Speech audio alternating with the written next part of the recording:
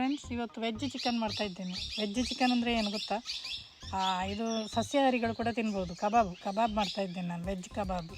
ಅಂದರೆ ನಮಗೆ ಮಾಂಸಾಹಾರಿಗಳಿಗೆ ಇದನ್ನು ನೋಡುವಾಗ ಬೋನ್ಲೆಸ್ ಚಿಕನ್ ಥರನೇ ಕಾಣಿಸ್ಬೋದು. ಯಾವುದರಿಂದ ಗೊತ್ತಾ? ಹೌದು, ಗುಜ್ಜೆ ಅಂತ ಹೇಳ್ತೀವಲ್ಲ, ಹಲಸಿನಕಾಯಿ ಒಂದು ಸಣ್ಣ, ಅಂದರೆ ಟೆಂಡರ್ ಜಾಕ್ ಫ್ರೂಟ್ ಅಂತ ಹೇಳ್ತೀವಲ್ಲ, ಅದರದ್ದು ತುಂಬ ಚಿಕ್ಕದು ತಗೋಬೇಕು. ಅದನ್ನು ನಾವು ಸಣ್ಣದಾಗಿ ಕಟ್ ಮಾಡಬೇಕು. ನೀರಿಗೆ ಕೂಡಲೇ ಹಾಕಬೇಕು, ಯಾಕಂದರೆ ಅದು ಕಪ್ಪಾಗುತ್ತೆ. ಇಲ್ಲಾಂದರೆ ಅದನ್ನು ಹಾಕಿದ ತಕ್ಷಣ ನೀರಿಗೆ ಹಾಕಿ ಆಮೇಲೆ ಅದನ್ನು ಸ್ವಲ್ಪ ಬೇಯಿಸಬೇಕು. ನಾವು ಬೇರೆ ನೀರಿಗೆ ಹಾಕಿ ಸ್ವಲ್ಪ ಉಪ್ಪು ಮತ್ತು ಅರಿಶಿಣ ಹಾಕಿ ಒಂದು ಕುದಿ ಬರುವ ತನಕ ಬೇಯಿಸಬೇಕು. ಅಷ್ಟೇ ಸಾಕು, ಜಾಸ್ತಿ ಬೇಯಿಸಬಾರ್ದು. ಜಾಸ್ತಿ ಬೆಂದರೆ ಅದು ಅಷ್ಟು ಒಳ್ಳೆಯದಾಗೋದಿಲ್ಲ. ಕೆಲವರು ಹಾಗೆ ಮಾಡ್ತಾರೆ, ಸ್ವಲ್ಪ ಸಣ್ಣದಾಗಿ ಸ್ಲೈಸ್ ಮಾಡಿದರೆ ಹಾಗೆ ಕರಿಬೋದು ಇದರಲ್ಲಿ, ಎಣ್ಣೆಯಲ್ಲಿ. ನಾನು ಇದನ್ನು ಸ್ವಲ್ಪ ಬೇಯಿಸ್ತಾ ಇದ್ದೇನೆ ಅಷ್ಟೇ. ಇವಾಗ ನೋಡಿ, ಸ್ವಲ್ಪ ಕುದಿ ಬರ್ತಾ ಉಂಟು. ಒಂದು 10-15 ನಿಮಿಷ ಬೇಕಾಗುತ್ತೆ ಅದೊಂದು ಕುದಿ ಬರೋದಕ್ಕೆ. ನೋಡಿ, ಇದು ಕುದಿ ಬಂತು. ಇವಾಗ ನಾನು ತೆಗಿತಾ ಇದ್ದೇನೆ. ಅದನ್ನು ಸೋಸಬೇಕು, ಅಂದರೆ ಅದರದ್ದು ನೀರೆಲ್ಲ ಹೋಗಬೇಕು. ಯಾಕಂದರೆ ಆಲ್ರೆಡಿ ಅದರಲ್ಲಿ ಕೂಡ ನೀರು ಇರುತ್ತೆ. ನಾವು ಮಸಾಲೆ ಸ್ವಲ್ಪ ನೀರಾದರೆ ಅದರ ನೀರು ಕೂಡ ಬಿಟ್ಟುಕೊಂಡು ಅದು ಸ್ವಲ್ಪ ಕೋಟಿಂಗ್ ಹಿಡಿಲಿಕ್ಕಿಲ್ಲ. ಅದರಿಂದ ಸ್ವಲ್ಪ ನೀರೆಲ್ಲ ತೆಗಿಬೇಕು. ನೋಡಿ, ಅದಕ್ಕೆ 2 ಚಮಚದಷ್ಟು ಕಡಲೆ ಹಿಟ್ಟು ತಗೊಂಡಿದ್ದೇನೆ, 2 ಚಮಚ ಅಕ್ಕಿ ಹಿಟ್ಟು, ಆಮೇಲೆ 2 ಚಮಚ ಮೈದಾ ಹಿಟ್ಟು, 2 ಚಮಚ ಕಾರ್ನ್ಫ್ಲೋರ್. ಸ್ವಲ್ಪ ಕಡಿಮೆ ಬೇಕಾದರೂ ತೊಗೊಳ್ಬೋದು, ಅಂಟು ಅಂತ ಅನ್ನಿಸಿದರೆ ನಿಮಗೆ. ಆಮೇಲೆ 2 ಚಮಚ ಮೆಣಸಿನ ಹುಡಿ, ಆಮೇಲೆ ರುಚಿಗೆ ತಕ್ಕಷ್ಟು ಉಪ್ಪು. ನೋಡಿ, ಕಡಲೆ ಹಿಟ್ಟು 2 ಚಮಚ. ಅದು ಕೋಟಿಂಗ್ಗೆ, ಅಂದರೆ ಇದು ಮೊಟ್ಟೆ ಹಾಕ್ತೀವಲ್ಲ, ಮೊಟ್ಟೆ ಹಾಕಿದಾಗ ಒಂದು ಟೆಕ್ಸ್ಚರ್ ಬರುತ್ತೆ, ಅದೇ ಥರ ಬರುತ್ತೆ ಕಡಲೆ ಹಿಟ್ಟು ಹಾಕಿದರೆ. ರುಚಿಗೆ ತಕ್ಕಷ್ಟು ಉಪ್ಪು, 1 ಚಮಚ ಗರಂ ಮಸಾಲೆ, ಆಮೇಲೆ 1 ಚಮಚ ಜೀರಿಗೆ ಹುಡಿ, ಆಮೇಲೆ 1 ಚಮಚ ಶುಂಠಿ ಬೆಳ್ಳುಳ್ಳಿ ಪೇಸ್ಟ್ ತಗೊಳ್ಬೇಕು. ಆಮೇಲೆ ನಾನು ಕಬಾಬ್ ಪೌಡರ್ ಕೂಡ ತಗೊಂಡಿದ್ದೇನೆ, ಒಂದು 2 ಚಮಚ.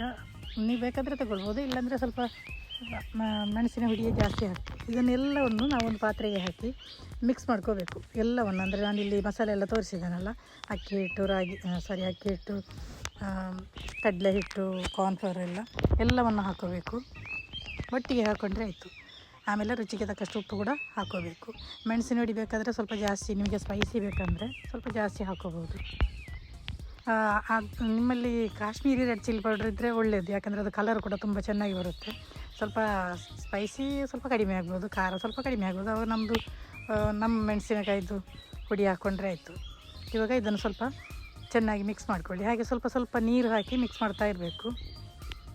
ಅಂದರೆ ಜಾಸ್ತಿ ನೀರು ಹಾಕ್ಬಾರ್ದು, ಜಾಸ್ತಿ ನೀರು ಹಾಕಿದರೆ ತೆಳ್ಳಗಾಗ್ಬೋದು. ಅದರಿಂದ ನಾವು ಸ್ವಲ್ಪವೇ ಹಾಕ್ಕೊಳ್ಳೋದು. ಆಮೇಲೆ ನಾನು ಅದಕ್ಕೆ ಒಂದು 2 ಚಮಚದಷ್ಟು ವಿನೆಗರ್ ಹಾಕಿದ್ದೇನೆ. ನೀವು ಬೇಕಾದರೆ ಲಿಂಬೆಹಣ್ಣು ಕೂಡ ಹಾಕೋಬೋದು. ನಿಂಬೆಹಣ್ಣಿದ್ದು ರಸ ಒಂದು 2 ಚಮಚ ಹಾಕೋಬೋದು. ನಾನಿಲ್ಲಿ ವಿನೆಗರ್ ತಗೊಂಡಿದ್ದು. ಹಾಗೆ ಅದಕ್ಕೆ ಕೊನೆಯಲ್ಲಿ ನಾನು ಸ್ವಲ್ಪ ಕರಿಬೇವು ಕೂಡ ಕಟ್ ಮಾಡಿ ಹಾಕ್ತಾಯಿದ್ದೇನೆ. ಕರಿಬೇವಿಂದು ಘಮ ಬರುತ್ತೆ ಅದನ್ನು ಹಾಕಿದರೆ. ಆಮೇಲೆ ನೋಡಿ, ನಾವು ಬೇಯಿಸಿದ್ದೇವಲ್ಲ ಇದು ಹಲಸಿನಕಾಯಿ, ಅದನ್ನು ನಾವು ಹಾಕಿದರೆ ಆಯ್ತು. ಇದಕ್ಕೆ ನಾವು ತುಳುವಲ್ಲಿ ಗುಜ್ಜೆ ಅಂತ ಹೇಳ್ತೀವಿ. ಗುಜ್ಜೆ ಕೂಡ ಇದು ಸ್ವಲ್ಪ ಬೆಳೆತಿದೆ ಅಂತ ಕಾಣಿಸ್ತಾ ಉಂಟು. ಸ್ವಲ್ಪ ಅದರ ಏನದು ಬೀಜ ಬಂದಿದೆ, ಬೀಜ ಬರೋದನ್ನು ಹಾಕಬೇಕು, ಆಗ ಒಳ್ಳೆ ಆಗುತ್ತೆ ಅದನ್ನು. ಇದು ಸ್ವಲ್ಪ ಆಮೇಲೆ ಕೊನೆಯಲ್ಲಿ ನಾನು 1 ಚಮಚದಷ್ಟು ಕಸೂರಿ ಮೇಥಿ ಹಾಕ್ತಾ ಇದ್ದೇನೆ. ಆಮೇಲೆ ಪುನಃ ಮಿಕ್ಸ್ ಮಾಡಿ ಒಂದು 10 ನಿಮಿಷ ಹಾಗೆ ಇಡಬೇಕು. ಇವಾಗ 10 ನಿಮಿಷ ಆಯಿತು.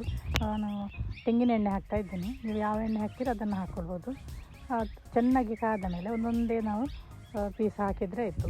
ಅದು ಮತ್ತು 2 ಕಡೆ ಬೇಯಿಸಿದರೆ ಆಯಿತು. ಯಾಕಂದರೆ ಆಲ್ರೆಡಿ ಅದರ ಒಳಗಡೆಯಲ್ಲೇ ಬೆಂದಿರುತ್ತೆ. ನಾವು ಹೊರಗೆ ಸ್ವಲ್ಪ ಕ್ರಿಸ್ಪಿ ಆಗಬೇಕು, ಅದಕ್ಕೋಸ್ಕರ ಸ್ವಲ್ಪ ಆಚೆ ಈಚೆ ಮಾಡಿದರೆ ಆಯಿತು. ಅಲ್ಲಿಗೆ ನಮ್ಮದು ಗುಜ್ಜೆ ಕಬಾಬ್ ರೆಡಿ ಆಯಿತು. ನೋಡಿ, ತುಂಬಾ ಚೆನ್ನಾಗಿದೆ. ನಮಗೆ ಅದನ್ನು ತಿನ್ನುವಾಗ ಒಂಥರ ಬೋನ್ಲೆಸ್ ಚಿಕನ್ ತಿಂದ ಒಂದು ಅನುಭವ ಆಗುತ್ತೆ. ನಾನು ನಾನ್ ವೆಜ್ ಅಂದರೆ ವೆಜ್ ಪ್ರಿಯರಿಗೆ ಕೂಡ ಇದನ್ನೇ ಹೇಳಿದ್ದು, ಗುಜ್ಜೆ ಕಬಾಬ್ ಮಾಡಿ ಅಂತ. ಯಾಕಂದರೆ ನಮಗೆ ಕಬಾಬ್ ತಿಂದ ಹಾಗೆ ಆಗುತ್ತೆ. ಹಾಗೆ ನಿಮಗೆ ಒಂದು ವೇಳೆ ನಾನ್ ವೆಜ್ ತಿನ್ನಬೇಕು ಅನ್ನಿಸಿದರೆ, ಆವತ್ತು ನಿಮಗೆ ನಾನ್ ವೆಜ್ ತಿನ್ನುವ ಒಂದು ವಾರ ಅಲ್ಲದೇ ಇದ್ದರೆ ಇದನ್ನು ಮಾಡ್ಬೋದು. ನಾನ್ ವೆಜ್ ಥರನೇ ಒಂದು ಫೀಲಿಂಗ್ಸ್ ಕೊಡುತ್ತೆ ನೋಡಿ. ಆಮೇಲೆ ಆರೋಗ್ಯಕ್ಕೆ ಕೂಡ ಗುಜ್ಜೆ ತುಂಬ ಒಳ್ಳೆಯದು. ನಾನಿಲ್ಲಿ ಪೂರ್ತಿ ತಗೊಂಡಿಲ್ಲ, ಅದರಲ್ಲಿ ಒಂದು 3/4 ಭಾಗ ಅಷ್ಟೇ ತಗೊಂಡಿರೋದು. ಅಂದರೆ ಅದನ್ನು ಕಟ್ ಮಾಡೋದೇ ಒಂದು ಕಿರಿಕಿರಿ. ಅಂದರೆ ಅದರ ಸೋನೆ ಎಲ್ಲ ಉಂಟಲ್ಲ, ಕೈಯಲ್ಲೆಲ್ಲ ಹಿಡಿಯುತ್ತೆ. ನಾವು ಅದಕ್ಕೆ ಸ್ವಲ್ಪ ಕೈಗೆ ಎಣ್ಣೆ ಎಲ್ಲ ಹಾಕಬೇಕು. ಆದ್ರೂ ಸ್ವಲ್ಪ ಕೈಗೆ ಒಂಥರ ಅಂಟಂಟ ಆಗುತ್ತೆ ನಾವು ಏನು ಮಾಡಿದ್ರೂ. ಅದನ್ನು ಕಟ್ ಮಾಡೋದು ಕೂಡ ತುಂಬ ಕೆಲವೊಂದು ಈಸಿ ವಿಧಾನ ಉಂಟು. ಅಂದರೆ ಅದರದ್ದು ಚಾಕು ಇಲ್ಲ ಮೂಟೆಗತ್ತಿ ಎಲ್ಲ ಇದ್ದರೆ ಅದಕ್ಕೆ ಸ್ವಲ್ಪ ಎಣ್ಣೆ ಹಚ್ಚಿದರೆ ಆಯಿತು. ಆಮೇಲೆ ಅದನ್ನು ಕಟ್ ಮಾಡಿ ಅದರ ಸಿಪ್ಪೆ ಸ್ವಲ್ಪ ದಪ್ಪಗೆ ತೆಗೆದ್ರೆ ಆಯಿತು. ಸಿಪ್ಪೆ ಸ್ವಲ್ಪ ದಪ್ಪಗೆ ತೆಗೆದ್ರೆ ತುಂಬ ಬೇಗ ನಮಗೆ ಅದನ್ನು ಕಟ್ ಮಾಡೋದಕ್ಕೆ ಆಗುತ್ತೆ. ಅದರ ಮೇಲ್ಗಡೆ ಕೂಡ ನಾವು ಕೂಂಜಿ ಅಂತ ಹೇಳ್ತೀವಲ್ಲ, ಅದು ಕೂಡ ಇರುತ್ತೆ, ಅದನ್ನು ಕೂಡ ತೆಗಿಬೇಕು. ನಾನಿದಕ್ಕೆ ಕಬಾಬ್ ಪೌಡರ್ ಹಾಕಿದ್ದು ಸ್ವಲ್ಪ ಆಪ್ಷನಲ್, ಬೇಕಾದರೆ ಹಾಕೋಬೋದು. ಅಂದರೆ ರುಚಿ ತುಂಬ ಚೆನ್ನಾಗಿರುತ್ತೆ ಅನ್ನೋ ಕಾರಣಕ್ಕೋಸ್ಕರ ನಾನು ಕಬಾಬ್ ಪೌಡರ್ ಹಾಕಿದ್ದು.